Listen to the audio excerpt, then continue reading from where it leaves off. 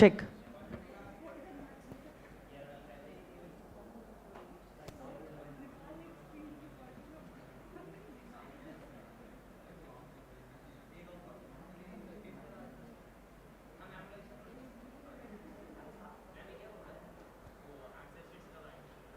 नहीं है आपको? बोलती हूँ मैं.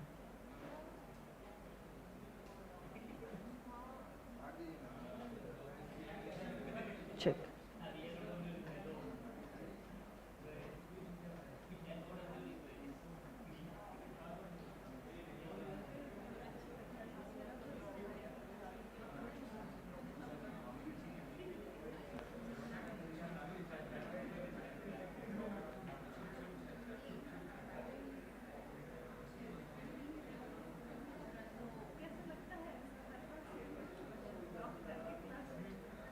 Okay.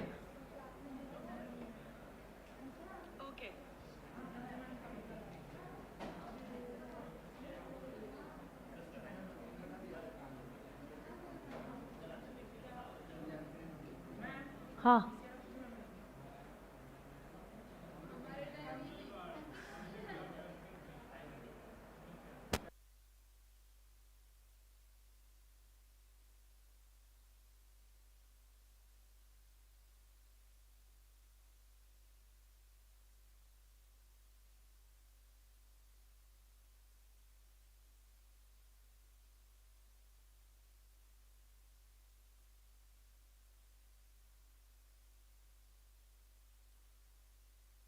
Okay. So I think I'm audible as well as visible. So let's start with the revision.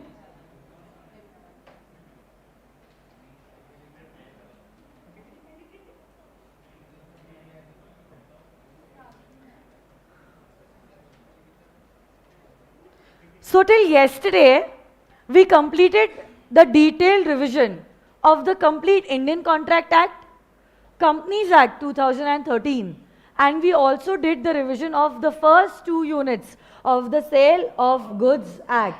Now today, we will continue with the revision, and आज का agenda रहेगा हम यूनिट नंबर 3 और 4. किसमें प्रॉब्लम है? कम है या ज़्यादा है?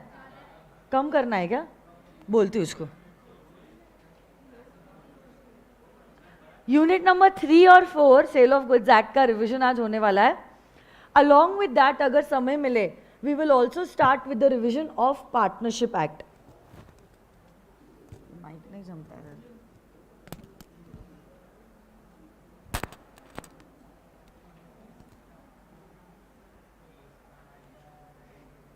ओके.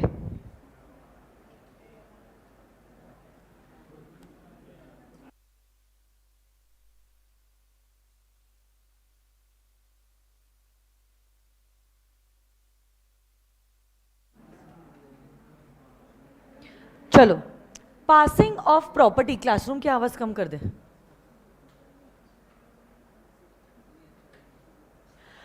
आप लोग मुझे बता सकते हो गुड्स जो होते हैं उनके कितने टाइप्स होते हैं? गुड्स के 3. What are the 3 types of goods? Existing goods, future goods and contingent goods. अब यही जो गुड्स होती है इनकी प्रॉपर्टी कब ट्रांसफर होगी, ये एक बड़ा क्वेश्चन है. एग्जिस्टिंग गुड्स के भी 3 टाइप्स होते हैं. Can you all tell me the 3 types? Specific goods, ascertain goods, unascertain goods. अब यही गुड्स की प्रॉपर्टी कब ट्रांसफर होती है, ये एक बहुत इंपॉर्टेंट फैक्टर है. Because the owner of the goods will bear the risk associated with the goods. आप समझने की कोशिश कीजिए कि अगर प्रॉपर्टी मतलब ओनरशिप ट्रांसफर हो चुकी है from the seller to the buyer, goods को कल जाके कुछ भी नुकसान होता है तो ये नुकसान कौन बेयर करेगा? बायर बेयर करेगा. बट अगर पोजेशन ही ट्रांसफर हुआ है बट ओनरशिप अभी भी गुड्स की सेलर के पास ही है और गुड्स को अगर नुकसान होता है तो फिर इन गुड्स का नुकसान जो है वो हमारा सेलर बेयर करता है.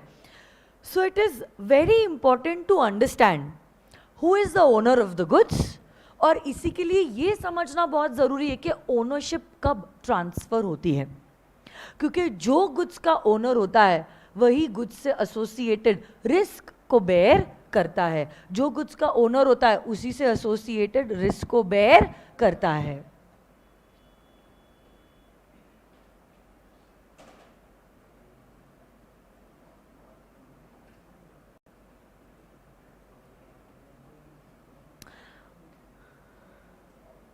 This is not the first lecture of CA Foundation. This is the revision batches that is going on for May 2022 students, okay?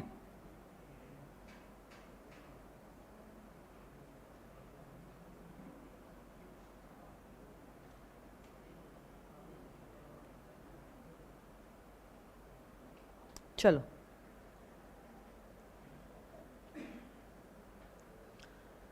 जब आपके गुड्स स्पेसिफिक गुड्स होते हैं, what do you mean by specific goods बोलो तो? Those goods which are existing and they are identified at the time of the contract of sale. Wonderful. Specific goods की ownership कब transfer होती है? Specific goods की ownership तब transfer होती है जब parties to the contract intended that the ownership should now be transferred. Goods already existing है. Along with that हमने गुड्स को ऑलरेडी आइडेंटिफाई कर दिया है। तो जैसे ही हम कॉन्ट्रैक्ट एंटर करते हैं, कॉन्ट्रैक्ट एंटर करते से ही गुड्स की ओनरशिप भी from the seller to the buyer transfer हो जाती है। अगर आपके गुड्स स्पेसिफिक गुड्स है and they are in a deliverable state, तो ऐसी गुड्स की ओनरशिप कब ट्रांसफर होती है? गुड्स स्पेसिफिक गुड्स है और ये गुड्स जो है वो डिलीवरेबल स्टेट में है। जैसे कि मैंने आपको कहा मेरे को ये वाटर बॉटल चाहिए, ये गुड्स एग्जिस्टिंग है, स्पेसिफिक है, डिलीवरेबल स्टेट में है, इमीडिएट बेसिस पे क्या ओनरशिप ट्रांसफर हो जाएगी? अगर कुछ गुड्स ऐसे हैं जिसको डिलीवरेबल स्टेट में डालना है, गुड्स स्पेसिफिक तो है but they have to be put in a deliverable state. जैसे कि मैंने आपको कहा था मेरे को से 5 kg चावल दीजिए, तो अब 5 kg का अब उसको क्या करना पड़ेगा? चावल को पैक करना पड़ेगा इन सम जूट बैग और something like that. So they have to be put in a deliverable state. तो जैसे ही डिलीवरेबल स्टेट में सेलर इन गुड्स को डालता है और बायर को इस बारे में बताता है, तभी गुड्स की ओनरशिप ट्रांसफर होती है।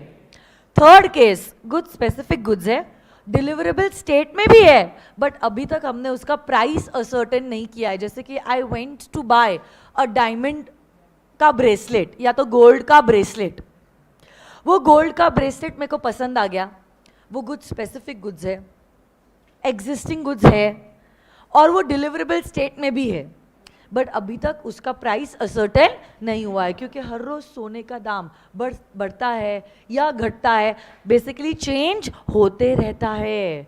तो जैसे ही सेलर पहले प्राइस असर्टेन करता है, प्राइस असर्टेन करने के बाद बायर को उस बारे में बताता है, उसी के बाद इन गुड्स की ओनरशिप सेलर से बायर को ट्रांसफर होती है। अनअसर्टेन गुड्स जब तक असर्टेन नहीं होते तब तक इन गुड्स का सेल नहीं हो सकता। तो पहली बात तो आपको आपके अनअसर्टेन गुड्स को असर्टेन करना होगा और उसी के बाद इन गुड्स की ओनरशिप ट्रांसफर होती है। Next, goods that you have sent on sale और रिटर्न बेसिस। अब मुझे बताओ, सपोज मैंने आपको 100 चेयर्स दी, चेयर्स, और मैंने कहा या तो आप ये चेयर्स को बेच दो या तो आप ये चेयर्स को मुझे रिटर्न कर दो। ये चेयर्स का पोजेशन मैंने आज आपको दिया, ये चेयर्स का आज मैंने आपको पोजेशन दिया है, क्या अभी आप तुरंत गुड्स के ओनर बन गए? You have only become the possessor of the goods. कब माना जाएगा आप ये गुड्स के ओनर बनोगे? बोलो। Very good. सबसे पहला और सबसे इजीएस्ट, जब आप ये गुड्स को किसी और को बेचते हो तो ऐसा माना जाएगा जैसे कि पहले मैंने अपनी ओनरशिप आपको ट्रांसफर की है, फिर आपने अपनी ओनरशिप वो दूसरे बंदे को ट्रांसफर की है। अरे हाँ है ना? फिर आपने ऐसी कुछ हरकत की है उन चेयर्स के साथ which shows that you have accepted the ownership. जैसे कि आपने उन गुड्स को प्लेज कर दिया. क्या कर दिया आपने? उन गुड्स को प्लेज कर दिया. तब प्लेज तो ओनर ही कर सकता है, मतलब आपने ओनरशिप एक्सेप्ट कर ली है. या तो हर बार कॉम्प्लिकेट क्यों करे? आपने एक्चुअली बताया है कि ma'am now we want to own the chairs, we will make the payment for the same. So basically you have signified your approval for becoming the owner of those chairs. हाँ, तो आपने आपका approval signify किया है.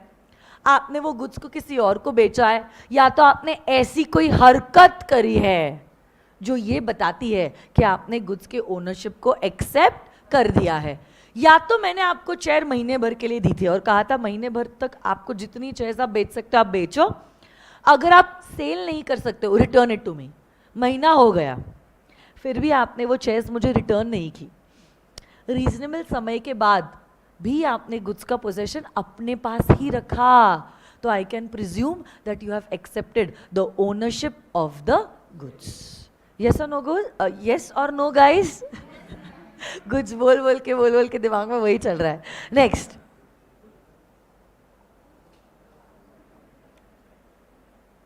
Sale for cash only. ये system कोई बता सकता है क्या होता है? सेल फॉर कैश ओनली और रिटर्न बेसिस, इसको क्या कहते हैं? मतलब क्या होता है यहाँ पे? ओनरशिप कब ट्रांसफर होती है? कैश देने के बाद ही ओनरशिप ट्रांसफर होती है. अदरवाइज सिर्फ पोजेशन ट्रांसफर होगा, ओनरशिप ट्रांसफर नहीं होगी. तो जैसे कि say for example I gave you some goods, जब तक आप ये गुड्स का मेरे को पेमेंट नहीं दोगे तब तक आप गुड्स के ओनर नहीं बनोगे. Only after I get the payment for the goods you will become the owner, that is the ownership will get transferred from me to you. Yes or no guys?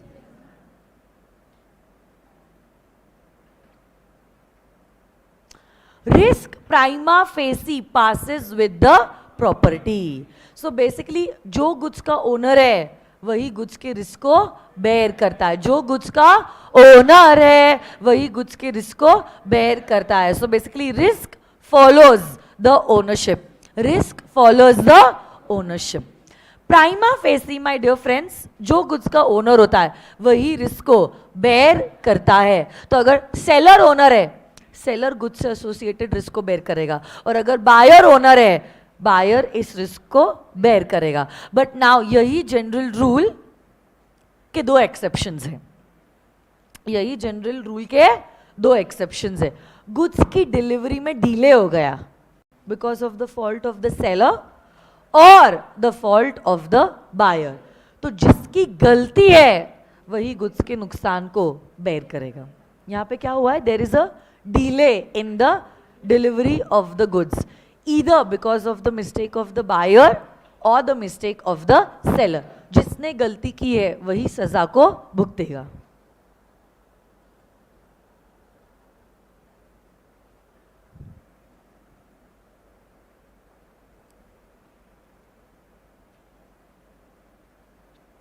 और अगर contract में specifically लिखा हुआ है कि चाहे goods की ownership transfer हो चुकी है या नहीं हुई है, फिर भी वो पर्टिकुलर पर्सन जो है वो गुड्स का रिस्क बेयर करेगा, तो जो कॉन्ट्रैक्ट में लिखा है क्या आप उसी को फॉलो करोगे? Sale of goods act is a general law. You will refer to the act only if the contract is signed. Yes और नो गाइस? जनरल रूल कहता है अगर आप गुड्स के ओनर हो तो ही आप ओनरशिप ट्रांसफर कर सकते हो. अगर मैं कोई गुड्स की ओनर नहीं हूं, जैसे कि आपका मोबाइल फोन, क्या मैं किसी और को बेच सकती हूँ? आपका मोबाइल फोन क्या मैं किसी और को बेच सकती हूँ? नहीं. बट क्या मैं अपना फोन किसी और को बेच सकती हूँ? वाई? क्योंकि मैं ये गुड्स की ओनर हूं. हाँ, तो अगर आप ओनर हो तो ही आप गुड्स को बेच सकते हो. जनरल रूल कहता है नॉन ओनर गुड्स को बेच नहीं सकता है. अगर नॉन ओनर ने गुड्स को बेच भी दिया, बोनाफाइड टाइटल वो ट्रांसफर नहीं कर पाएगा. बट आप जानते हो वो लॉ ही क्या लॉ है जिसके कोई एक्सेप्शंस ना हो. इसी जनरल रूल के है कुछ एक्सेप्शंस। सबसे पहला is a sale by a mercantile agent. A sale by a mercantile agent, आप जानते हो वो सिर्फ गुड्स का पोजेसर होता है, वो तो गुड्स को बेचता है on behalf of the principal, but the agent is not the owner of the goods, he can make a valid contract of sale. Next, sale by one of the joint owners.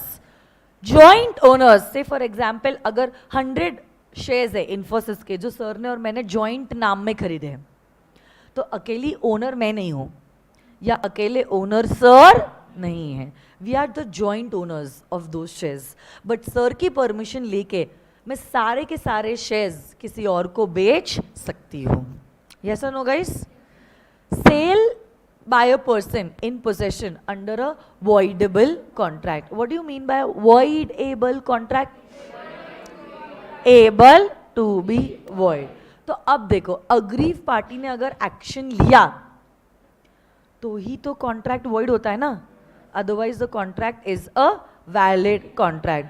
तो अगर contract valid contract है मतलब मैं goods की owner बन गई हूं, तो अगर कॉन्ट्रैक्ट रिसाइन नहीं हुआ है, I will be in a position to sell the goods to anyone else, क्योंकि ये कॉन्ट्रैक्ट वैलिड है, मतलब ये गुड्स मेरे हैं, और अगर ये गुड्स मेरे हैं, मेरे को जो करना है मैं ये गुड्स के साथ कर सकती हूँ, चैरिटी में दे सकती हूँ, गिफ्ट में दे सकती हूँ, डिस्ट्रॉय कर सकती हूँ, किसी और को भी मैं कॉन्ट्रैक्ट इन गुड्स को बेच सकती हूँ। यस और नो गाइस?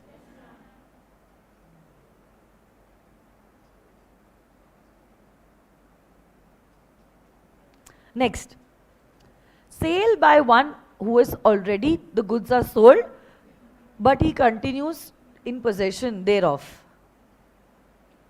सेलर ने गुड्स को ऑलरेडी किसी और को बेच दिया है, सेलर ने गुड्स को ऑलरेडी किसी और को, बट सेलर के पास अभी तक क्या गुड्स का पोजेशन है, तो वो गुड्स को किसी और को बेच सकता है, प्रोवाइडेड जो गुड्स उसने बेचे थे, same quality, quantity, price, brand, वो ओरिजिनल ओनर को दे रहा है। यस और नो गाइस?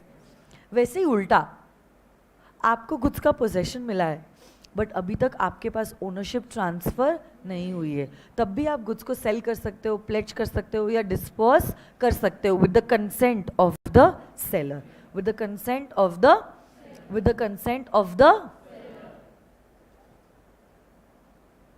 कभी कभार अगर आप किसी के सामने बोलते हो कि मैं ये गुड्स की ओनर हूं, जबकि आप इन गुड्स के ओनर नहीं होते हो, और real owner keeps his mouth shut, later on अगर मैं गुड्स को बेच देती हूँ और थर्ड पार्टी बिलीव करता है कि मैं ये गुड्स की ओनर हूँ, then the law makers will stop me if I do not sell the goods later on. अब मैं ये गुड्स बेचूंगी और ट्रू ओनर कुछ नहीं कर पाएगा। अगर उसको बोलना था, उसको तभी बोलना चाहिए था जब मैंने झूठी झूठी बातें बोली कि मैं गुड्स की ओनर हूं, हाँ या ना? Sale by an unpaid seller, sale by an, अगला यूनिट है, who is an unpaid seller?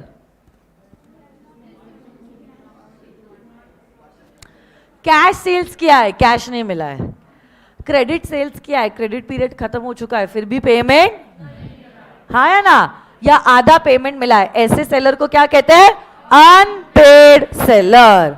Unpaid seller क्या कर सकता है? गुड्स को बेच सकता है, राइट ऑफ रीसेल होता है to an unpaid seller. And last is sale under the provisions of other acts, जैसे कि official assignee, liquidator, pawnee, pledge के कॉन्ट्रैक्ट में गुड्स को बेच सकते हैं, though they are not the owner of the goods. So this is all about unit number 3.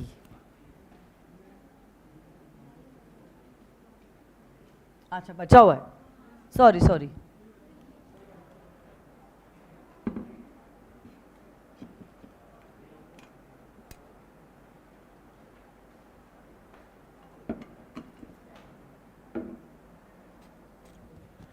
Delivery का क्या मतलब होता है? Delivery of goods, voluntary transfer of the possession of the goods from one person to another. Delivery के 3 types बताओ। Actual delivery, symbolic delivery and constructive delivery. Goods जहां थे अभी भी वही है, कंस्ट्रक्टिव डिलीवरी। एक्चुअली गुड्स का पोजेशन ट्रांसफर करना, एक्चुअल डिलीवरी। और ऐसी कोई हरकत करना विच इज अ सिंबल कि आपने गुड्स को ट्रांसफर किया है, is known as a symbolic delivery. Usually payment and delivery are concurrent conditions. मैं चिप्स का पैकेट लूंगी, 10 रुपए दूंगी। मैं चिप्स का पैकेट लूंगी और 10 रुपए दे दूंगी, हाँ है ना। बट अगर आपके कॉन्ट्रैक्ट में स्पेसिफिकली कुछ ऑर्डर दिया है, क्या उसी ऑर्डर में डिलीवरी या पेमेंट दिया जाएगा या लिया जाएगा, हाँ है ना। अगर आपने पार्ट डिलीवरी की है but the remaining part is in process, तो ऐसा माना जाएगा जैसे ही पहला पार्ट मिला है कि आपको पूरे के पूरे गुड्स की डिलीवरी मिल चुकी है, हाँ या ना। जैसे ही बायर गुड्स की डिलीवरी डिमांड करेगा, seller will be bound to deliver the goods to the buyer. Place of delivery कहां होती है, जहां कॉन्ट्रैक्ट में बताया गया है। अगर कॉन्ट्रैक्ट चुप है तो reasonable place. What is the time of delivery, जो कॉन्ट्रैक्ट में बताया गया है। अगर कॉन्ट्रैक्ट साइलेंट है तो रीजनेबल टाइम।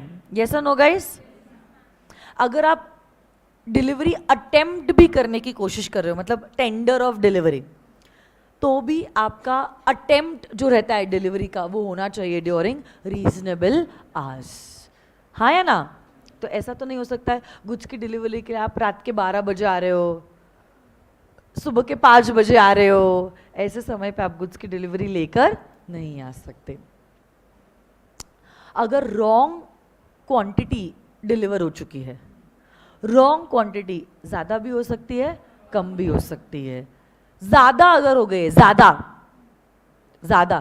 तो आप क्या कर सकते हो, या तो पूरा का पूरा एक्सेप्ट कर दो या तो पूरा का पूरा रिजेक्ट कर दो, या तो जितना डिमांड किया था उतना एक्सेप्ट करो और बाकी का रिजेक्ट कर दो। लेसर क्वांटिटी आई है तो क्या होगा, क्या होगा, पूरा का पूरा एक्सेप्ट करो या तो फिर पूरा का पूरा रिजेक्ट करो, हाँ या ना। यही गुड्स को वापस लेने की जिम्मेदारी किसकी होती है, बायर की या सेलर की, सेलर की, क्योंकि सेलर की गलती है। क्या वही खर्चा उठाएगा।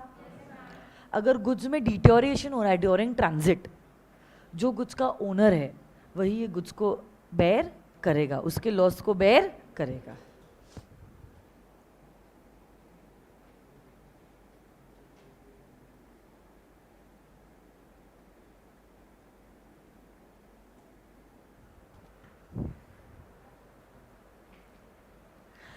Acceptance of delivery of the goods.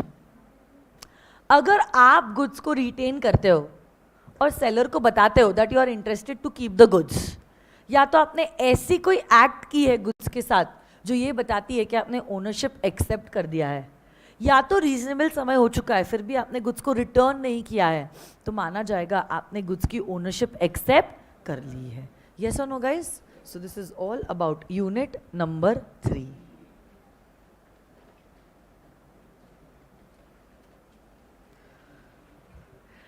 एक लास्ट यूनिट है सेल ऑफ गुड्स एक्ट का, unit number 4, which is relating to an unpaid seller. Who is an unpaid seller, जिसको पूरा प्राइस गुड्स का नहीं मिला है।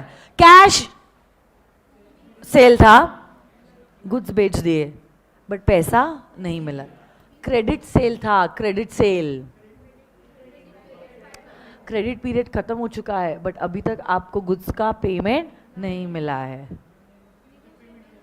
नेगोशिएबल इंस्ट्रूमेंट्स जैसे कि चेक्स डिसऑनर हो गए हैं, या तो आपको मिला है सिर्फ और सिर्फ पार्ट पेमेंट, तो अब आपको क्या माना जाएगा, अनपेड सेलर। सबसे पहला अधिकार अनपेड सेलर का गुड्स के अगेंस्ट होता है, जस्ट इन रेम। और क्या अगले पर्सन की तरफ भी होता है, जस्ट इन पर्सोनेम। 3 राइट्स बताओ just in rem, lien, stoppage in transit and right to resale. कौन से बताओ तो,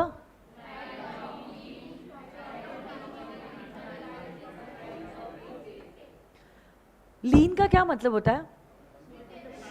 यस आप गुड्स के पोजेशन को अपने पास रख रहे हो। कब तक रखने वाले हो गुड्स के पोजेशन को? जब तक आपको गुड्स का पेमेंट नहीं मिलता। उसके लिए क्या पोजेशन होना ज़रूरी है? अगर आपके पास गुड्स का पोजेशन नहीं है, क्या आप लीन एक्सरसाइज कर पाओगे? सो लीन में बेसिकली आप क्या करते हो? you retain the possession of the goods till the time a debt due has been paid. और stoppage in transit में you regain the possession in the goods. You regain the possession of the goods. जैसे ही लीन खत्म होता है क्या stoppage in transit शुरू हो जाता है? बट स्टॉपेज इन ट्रांजिट तभी एक्सरसाइज किया जा सकता है जब हमारा बायर इंसॉल्वेंट डिक्लेयर हुआ है। लीन इंसॉल्वेंसी के वक्त एक्सरसाइज नहीं की जा सकती है। बेसिकली स्टॉपेज इन ट्रांजिट में गुड्स ऑलरेडी हमने ट्रांसपोर्टर को दे दिए हैं, बट हमने ट्रांसपोर्टर को देने के बाद बट बायर तक पहुंचने के पहले हमें पता चल जाता है कि बायर बन चुका है इंसॉल्वेंट, तो इसलिए हम गुड्स को वापस से अपने पास डिमांड कर रहे हैं। इसको कहते हैं right of stoppage in transit. अगर गुड्स ऑलरेडी बायर तक पहुंच गए हैं तो आप स्टॉपेज इन ट्रांजिट को एक्सरसाइज नहीं कर सकते, या ट्रांसपोर्टिंग कंपनी बायर की एजेंट है तब भी आप स्टॉपेज इन ट्रांजिट को एक्सरसाइज नहीं कर सकते। और राइट ऑफ रीसेल, जब गुड्स पेरिशेबल है, अपना कंटेंट लूज कर रहे हैं, तो आप गुड्स को बेच सकते हो। इनफैक्ट अगर बहुत बार वार्न करने के बावजूद बायर ने गुड्स का पेमेंट नहीं दिया, आप एक आखिरी नोटिस उसको लिखोगे कि हे भाई देख ले, इस समय तक अगर आपने पेमेंट नहीं दिया I will sell the goods. उस समय तक अब आप वेट करोगे, उस समय तक अगर उसने पेमेंट दे दिया क्या बात है, बट अगर उसने पेमेंट नहीं दिया now you will be able to resale the goods. अब देखो अगर आपने नोटिस दिए सरप्लस आप अपने पास रख सकते हो। इनफैक्ट अगर कुछ डेफिसिट है तो ये डेफिसिट आप बायर से मांग सकते हो, बट अगर आपने नोटिस नहीं दी है आपको सरप्लस लौटाना पड़ेगा और आप डेफिसिट मांग नहीं सकते। यस और नो गाइस? जैसे सेलर के पास, अनपेड सेलर के पास गुड्स के अगेंस्ट राइट्स होते हैं, किसके अगेंस्ट? वैसे ही अनपेड सेलर के पास बायर के अगेंस्ट भी कुछ राइट्स होते हैं।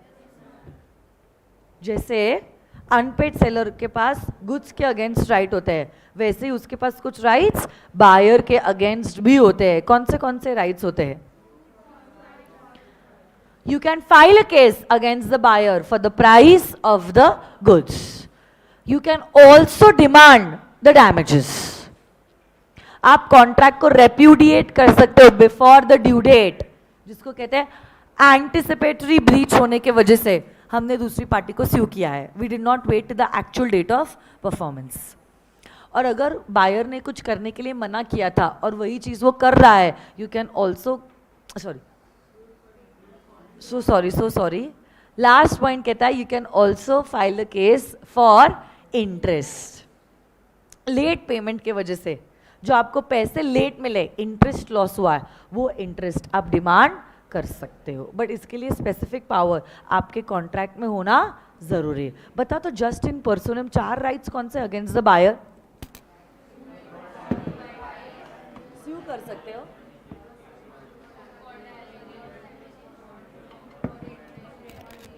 और क्या हो सकता है? डैमेजेस, कॉन्ट्रैक्ट को रेप्यूडिएट करना before the actual date of performance, and you can also file a case for receiving the interest. Yes और no guys?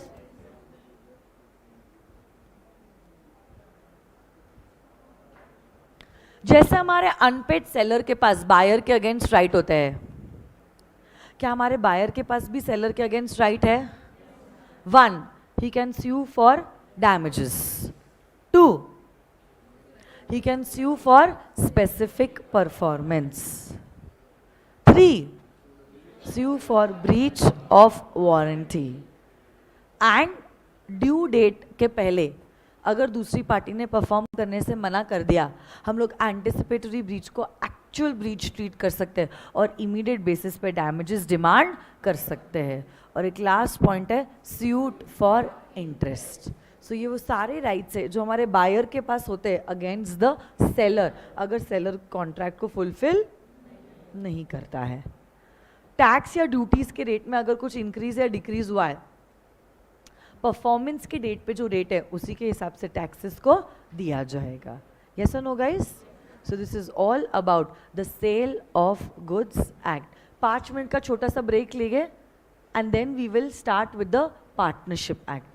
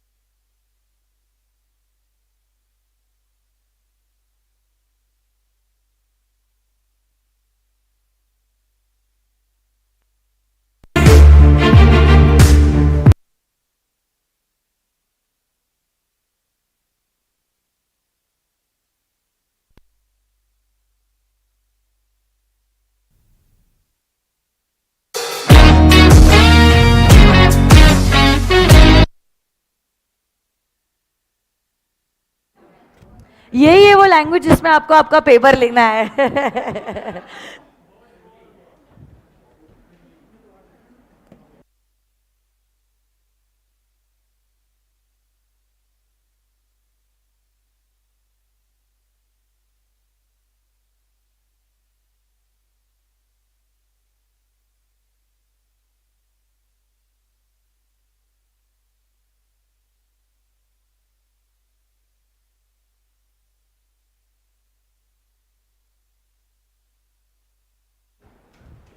Check.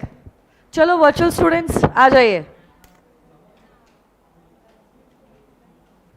Partnership act कौन से साल में पास हुई है? 1932। एक बार वर्चुअल स्टूडेंट्स का चेक कर लेती हूँ।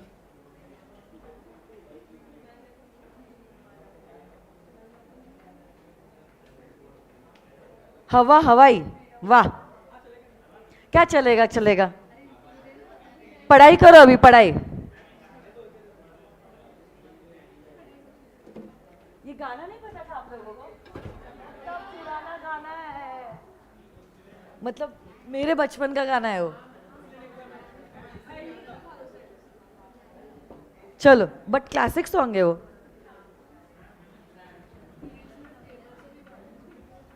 चलो,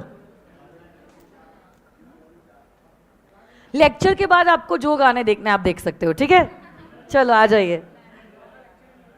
क्या हुआ?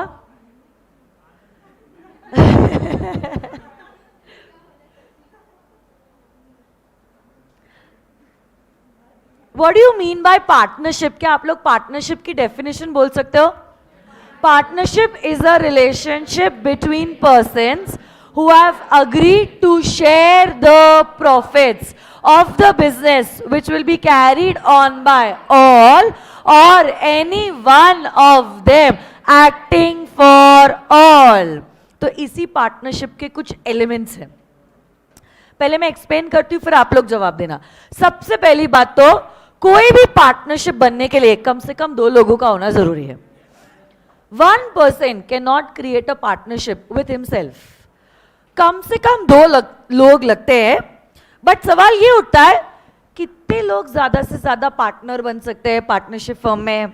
हाँ, तो ये सवाल का जवाब पार्टनरशिप एक्ट में नहीं मिला है, ये मिला है under section 464 of the companies act 2013, जहां पे लिखा गया है 50 से ज्यादा लोग कोई भी एसोसिएशन में नहीं हो सकते हैं। तो दोनों एक्ट को मद्देनजर रखते हुए हम ये कंक्लूजन पे आ सकते हैं, पार्टनरशिप बनने के लिए कम से कम लगते हैं 2 लोग और ज्यादा से ज्यादा हो सकते हैं 50 लोग। पार्टनरशिप क्रिएट होती है only through a contract. So you cannot get partnership through some status or through your birth, जैसे HUF के केस में होता है. जैसे ही बच्चा पैदा होता है, he becomes a co-partner in the Hindu undivided family. But that is not the case of a partnership. Partnership बनने के लिए कॉन्ट्रैक्ट का होना जरूरी है. ऑफ कोर्स यस, आप लोग जानते हो अब कॉन्ट्रैक्ट ओरली भी बन सकता है, इन राइटिंग भी बन सकता है, कभी कभार इंप्लाइड मैनर में भी कॉन्ट्रैक्ट बन सकता है. बट यस, कॉन्ट्रैक्ट का होना जरूरी. It is always advisable to have a written agreement, वो और बात है. But even if orally you entered into a contract, it is allowed. But contract का होना जरूरी है. यही दो या दो से ज्यादा लोग मिलकर करने वाले हैं बिजनेस. क्या करने वाले? And business is a very broad word to include trade, profession and also and occupation. तो कल जाके सीए बनने के बाद आप कुछ आपके दोस्त सीएस, लॉयर्स खोल सकते हैं पार्टनरशिप फर्म. बिजनेस इतना बड़ा ब्रॉड वर्ड है that it can also include giving professional services. Business करना मतलब हमेशा कुछ दुकान डालना जरूरी नहीं है. यस और नो गाइज? और यही बिजनेस करने के बाद आपका इंटेंशन है प्रॉफिट कमाना और यस आपस में प्रॉफिट शेयर करना. Sharing of profits is one of the essential elements of a partnership firm. हो सकता है कोई पार्टनर लॉस को बेयर करे या ना करे, बट प्रॉफिट शेयर करना is the essential element. Yes और no guys? And last, the cardinal principle of partnership is that this partnership, yes, has mutual agency wherein business can be carried on by all or any one of them acting for all.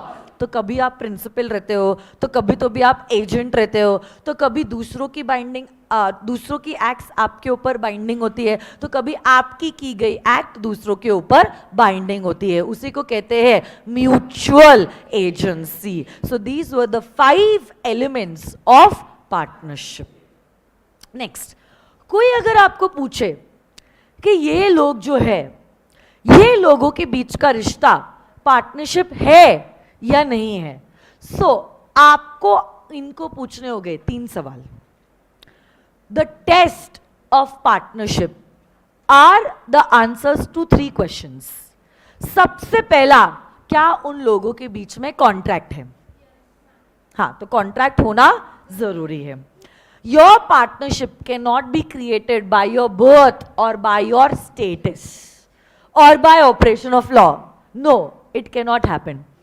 A partnership compulsorily has to be created through a contract. Second सवाल आप पूछोगे, क्या ये सारे लोग business करके profit बांट रहे हैं, शेयर कर रहे हैं आपस में? इस सवाल का भी जवाब आना चाहिए यस. इस सवाल का भी जवाब क्या आना चाहिए? यस. देखो, ऐसा हो सकता है कि कुछ लोग कोई बिजनेस के को ओनर्स हैं और प्रॉपर्टी को रेंट पे देके रेंट आपस में शेयर कर रहे हैं, but just because they are sharing the rent will not always mean that they are partners. उनको बिजनेस करना जरूरी है और ये बिजनेस करके जो प्रॉफिट आता है उसको शेयर करना जरूरी है. और ये रिलेशनशिप क्रिएट होना चाहिए through a contract, and of course there should be the existence of mutual agency, because mutual agency is the cardinal principle of partnership law, jahan pe each partner is carrying on the business as a principal as well as an agent. So the act of one partner will become binding on all other partners. Yes or no guys? क्या आप लोग मुझे differentiation बता सकते हो between a company and a partnership firm? मैं आपको सवाल पूछूंगी, आपको मुझे जवाब देना है. ओके? डिस्टिंक्ट आइडेंटिटी कहां पे होती है? वेरी गुड, कंपनी में. कहां नहीं होती है? म्यूचुअल एजेंसी का प्रिंसिपल कहां होता है? कहां नहीं होता है? कहां पे लायबिलिटी अनलिमिटेड होती है? तो पार्टनर्स की लाइबिलिटी अनलिमिटेड होती है, बट कंपनी के मेंबर्स की liability depending upon the type of the company. Partnership में मिनिमम पार्टनर्स और मैक्सिमम, और कंपनी में डिपेंड करता है आपकी कंपनी कैसी है। ओपीसी में minimum, maximum, private company minimum, maximum, and public company minimum and maximum पे तो कोई लिमिट ही नहीं है, हाँ या ना। पार्टनरशिप में क्या पार्टनर्स ही ओनर और क्या पार्टनर्स ही मैनेजर होते हैं?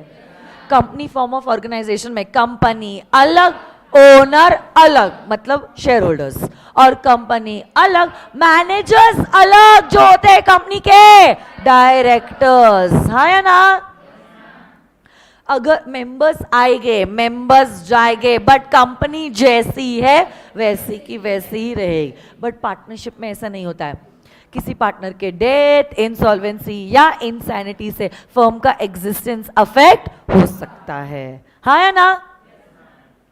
हमारे पार्टनरशिप के कुछ काइंड्स होते हैं। One, depending upon the duration, depending upon the duration. Partnership can either be a partnership at will or it could be a partnership for a fixed period. At will मतलब कोई भी period fix नहीं हुआ है। जब तक हमारी इच्छा है तब तक हम ये पार्टनरशिप को कंटिन्यू करेंगे, जब तक हमारी इच्छा है तब तक हम ये पार्टनरशिप को कंटिन्यू करेंगे। जब इच्छा नहीं रहेगी नोटिस देके हम पार्टनरशिप को बंद कर देंगे, हाँ। बट अगर आपकी पार्टनरशिप फिक्स पीरियड के लिए है, जैसे ही वो समय खत्म हो जाता है, हमने 3 महीने के लिए मैंगोज में ट्रेड करने के लिए डील किया था, मार्च अप्रैल में, जैसे ही मई खत्म हो जाएगा क्या हमारी पार्टनरशिप भी डिसॉल्व हो जाएगी? So partnership comes to an end as soon as the period that was fixed comes to an end. And with regard to the extent of the business, a partnership can either be a general partnership or it can be a particular partnership. Single adventure के लिए अगर आपने partnership को खोला है, that is a particular partnership. और general partnership में क्या होता है? You are basically doing business in general. That is a general partnership. अगर आपका पार्टनरशिप का अग्रीमेंट राइटिंग में है, राइटिंग में, उसको क्या कहते हैं? Partnership deed. क्या बोलते बोले तो? Partnership deed. क्या अग्रीमेंट राइटिंग में होना जरूरी है? नो क्या आपका अग्रीमेंट ओरल भी हो सकता है? तो ये जो पार्टनरशिप डीड होती है उसमें क्या सारी चीजें लिखी होती है आप लोग मुझे बताओ। चलो वर्चुअल स्टूडेंट्स आपने भी जवाब देना है। फर्म का नाम, पार्टनर का नाम, फर्म का एड्रेस, पार्टनर्स का address, duration, PSR, nature of business, capital, interest on capital, drawing, interest on drawing, goodwill, हो गया ना। PSR मतलब profit sharing ratio, admission, retirement, goodwill calculation, arbitration, इन्हीं चीजों के बारे में लिखा जाता है in the partnership deed. Types of partners, let's check it out. The types of partners, partners के कौन से टाइप्स है? सबसे first is an active partner. कौन सा टाइप है बोला तो? ऐसा कोई partner who takes part in the management, active part in the management of the affairs of the partnership is known as an active partner. In fact active partner अगर firm से retire होना चाहता है उसको देना होता है पब्लिक नोटिस। अगर उसने पब्लिक नोटिस नहीं दिया he will continue to remain liable. वापस से बताओ, who is an active partner? ऐसा कोई partner who takes an active participation in the management of the partnership firm is known as an active partner. जब retire होता है क्या उसको देना पड़ता है पब्लिक नोटिस। इसी का ऑपोजिट डोरमेंट पार्टनर, जिसको हम कभी कभार कहते हैं sleeping partner, he does not take part in the management of the partnership firm, is known as a sleeping partner. Sleeping partner, however, he will get the profit and he will bear the losses.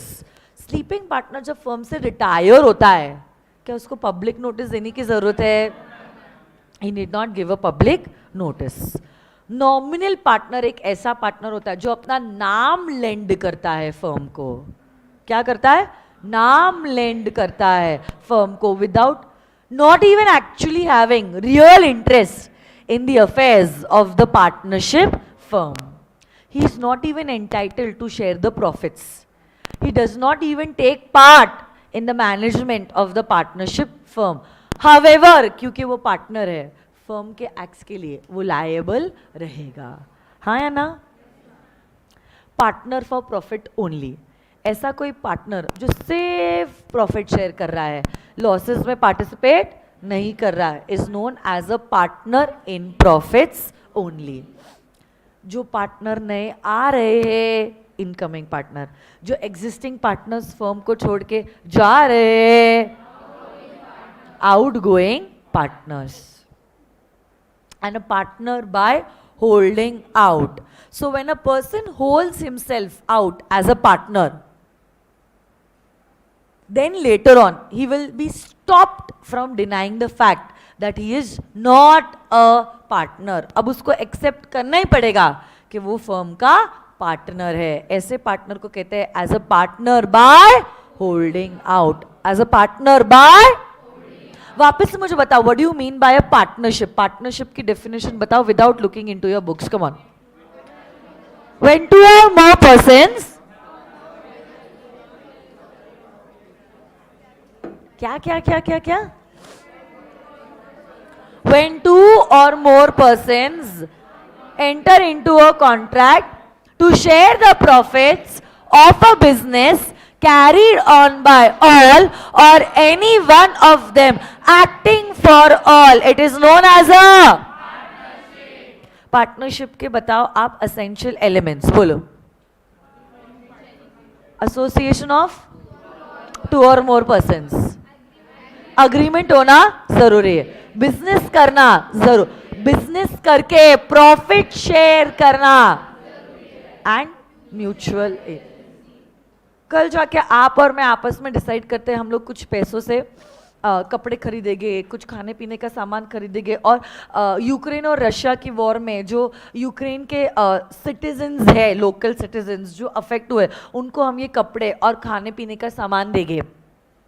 क्या हम लोग partnership business में enter किए, ऐसे कह सकते हैं? क्यों? क्योंकि यहाँ पे हमारे बीच में बिजनेस नहीं हो रहा है। क्या नहीं हो रहा है? So what are we doing? Social activities। हाँ या ना? कल जाके हमने ये क्लासरूम मिलकर खरीद ली, को हम लोग जॉइंट ओनर्स बन गए।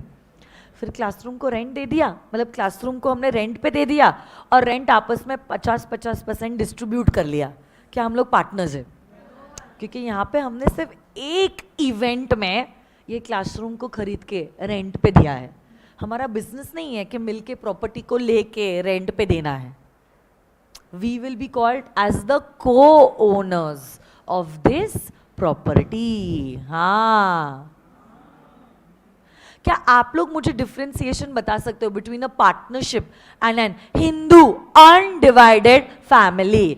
पार्टनरशिप कैसे बनता है? By agreement enforceable by law, मतलब कॉन्ट्रैक्ट। एचयूएफ कैसे बनता है? स्टेटस, जैसे बच्चा पैदा होता है एचयूएफ का मेंबर बन जाता है। क्या पार्टनरशिप में मैक्सिमम लिमिट पे, मैक्सिमम नंबर ऑफ पार्टनर्स पे लिमिट है? एचयूएफ में ऐसा कुछ लिमिट है? अरे बोलो ना। सारे पार्टनर्स क्या मैनेजमेंट में पार्टिसिपेट कर सकते हैं? बट एचयूएफ में सबसे पहला अधिकार मैनेजमेंट में पार्टिसिपेट करने का वो है कर्ता। पार्टनरशिप में क्या सारे पार्टनर्स की लायबिलिटी अनलिमिटेड होती है? बट एचयूएफ में कर्ता की लायबिलिटी अनलिमिटेड होती है। पार्टनरशिप फर्म में all the partners have the right to ask for the accounts of the partnership firm. But Hindu undivided family में पार्टनर्स को ये अधिकार, मतलब को पार्टनर्स को ये अधिकार नहीं मिलता। Can a minor be a member of an HUF? अरे मैं तो कह रही हूँ बच्चा पैदा होते से ही मेंबर बन जाता है।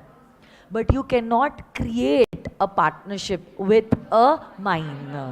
Of course, yes, later on minor can be, yes, added in an existing partnership firm but only for benefits. But आप माइनर के साथ पार्टनरशिप फर्म को क्रिएट नहीं कर सकते, हाँ या ना?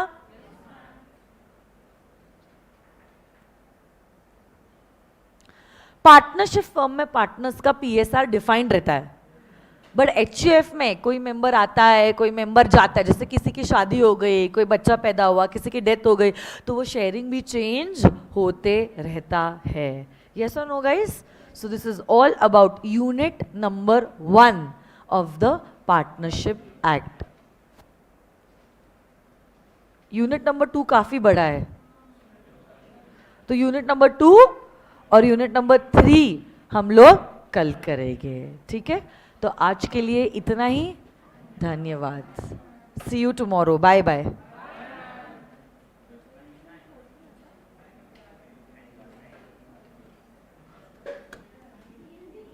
क्या हुआ? क्या बोला? कल का टाइमिंग 2:45. क्या क्या?